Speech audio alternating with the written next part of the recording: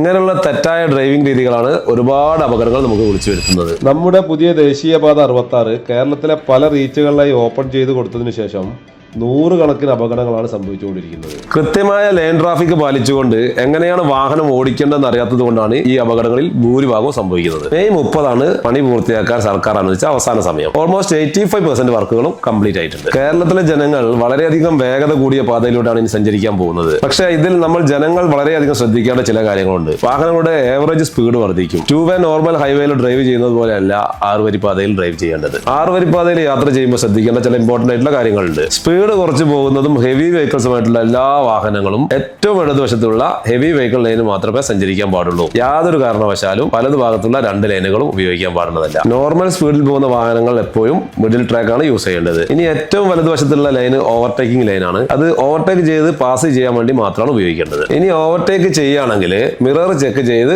Indicate signal കൊടുത്തതിന് ശേഷം മാത്രം ലൈൻ ചേഞ്ച് ചെയ്യുക. മറ്റൊരു പ്രധാന കാര്യം, ഒന്നിൽ കൂടുതൽ ലൈനുകൾ ഒരുമിച്ചൊരിക്കലും ചേഞ്ച് ചെയ്യാൻ പാടുന്നതല്ല. ഇങ്ങനെയുള്ള തെറ്റായ ഡ്രൈവിംഗ് രീതികളാണ് ഒരുപാട് അപകടങ്ങൾ നമുക്ക് വിളിച്ചു വരുത്തുന്നത്. ഇത് സാധാരണ റോഡുകളെ പോലെയല്ല. ഈ റോഡുകളിലൂടെ സഞ്ചരിക്കുന്ന വാഹനങ്ങളുടെ ആവറേജ് സ്പീഡ് വളരെ കൂടുതലായിരിക്കും. അതുകൊണ്ട് ലൈൻ ട്രാഫിക് ആൻഡ് റൂൾസ് പാലിച്ചുകൊണ്ട് വാഹനം ഓടിക്കുക എന്നുള്ളത് വളരെ ഇമ്പോർട്ടന്റ് ആണ്. ഇങ്ങനെയുള്ള ലൈൻ ട്രാഫിക് റൂൾസ് പാലിച്ചുകൊണ്ട് റെസ്പോൺസിബിൾ ആയി ഡ്രൈവ് ചെയ്യുന്ന നല്ലൊരു ഡ്രൈവിംഗ് കൾച്ചർ നമ്മുടെ നാട്ടിലേക്ക് കൊണ്ടുവരണം. B A responsible driver.